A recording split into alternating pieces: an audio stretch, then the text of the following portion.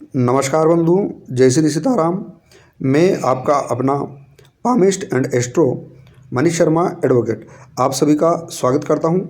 मैं कोई बहुत बड़ा साधक नहीं हूं, मैं केवल इस छोटी सी अपनी बुद्धि के अनुसार ब्रह्म विद्या का एक छोटा सा पथिक हूं और आप सभी के लिए, आप सभी के ज्ञानवर्धन के लिए और जन कल्याण के लिए छोटे छोटे वीडियो बनाया करता हूं। आप सभी से अपेक्षा करता हूं कि इस palmist and astro Manish Sharma नाम के इस चैनल को सब्सक्राइब करके धर्मार्थ आप सहयोग करेंगे। आप सभी का अभिनंदन है, आप सभी मेरे परिवार के हिस्से हैं। देखिए बंधु, हम लगातार हस्तरेखा पर वीडियो बनाते आ रहे हैं और आप सब लोगों ने इसका लाभ लिया है। और अगर किसी के पास कुंडली नहीं है, कुंडली है तो वह कुंडली का विश्लेषण भी हमसे करवा सकता है। यदि किसी के पास कुंडली नहीं है तो उसे निराश होने की आवश्यकता नहीं है, वह हस्तरेखा के माध्यम से अपनी समस्याओं का समाधान पा सकता है। जैसे विवाह में समस्या आ रही हो, अथवा रोजगार में समस्या आ रही हो, या किसी प्रकार की समस्या जिसका हम हस्तरेखा से समाधान कर सकते हैं। कुछ समस्याओं का समाधान फेस रीडिंग से भी हो सकता है। चलिए, आज हम बात करेंगे राहु ग्रह के बारे में।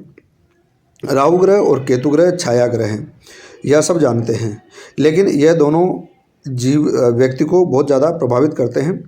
अब जब ये राहु ग्रह यहाँ जो दिख रहा है, अगर ये बिल्कुल हस्तरेखा हथेली के बीच में हो तो यह शुभ कहा जाता है, लेकिन यदि ये हथेली से थोड़ा सा नीचे सरक जाए तो इसके शुभ फलों के परिणाम में अंतर आ जाता है।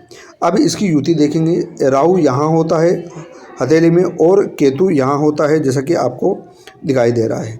अब युति कब होती है? जब हथेली में दो ग्रह समान रूप से उन्नत हो, तब उस समान रूप से उन्नति को उनकी युति कहा जाता है और उसका एक भिन्न परिणाम देखने को मिलता है। तो यहाँ पर यदि राहु और केतु समान रूप से उन्नत हो तो परिणाम क्या होता है कि जो जातक हैं, और ये देखा भी गया है कि जिन जातकों की, जिन व्यक्तियों की हथेली में राहु और केतु समान रूप से उन्नत होते हैं तो ये एक नई युति का निर्माण करते हैं और इस युति के परिणाम स्वरूप जो जातक है उसे अपने आजीविका के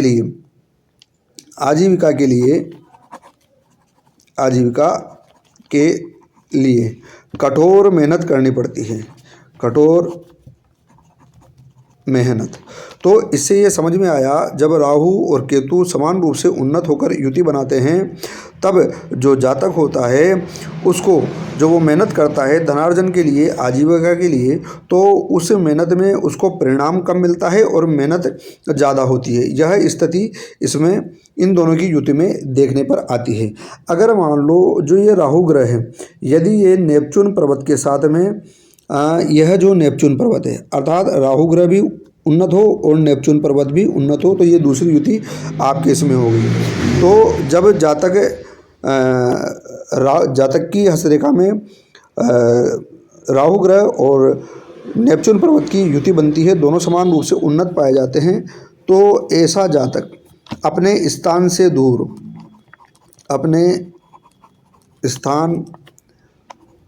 दूर किसी स्त्री से गंधर्व या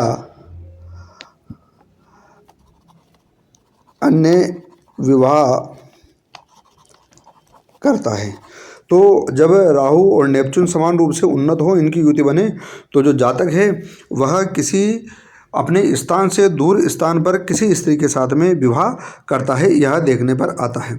अब यदि ये हर्षल पर्वत है, अब राहु की और हर्षल पर्वत की युति हो, ये आपके इसमें तीसरी युति आ गई।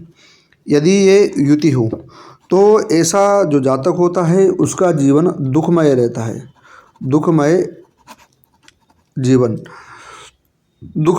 रहता है। ऐसा जातक दुखी रहता है जिसकी राहु की और हर्षल की युति हो।